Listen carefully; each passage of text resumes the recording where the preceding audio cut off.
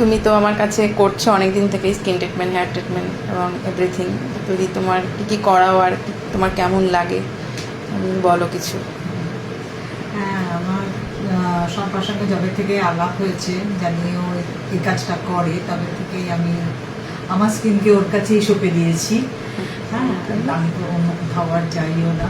এবারে আমার হয়েছে, আমি প্রায় 2 মাস বাদে এসেছি, কিন্তু তবু আমার ওর উপরে খুব ভরসা।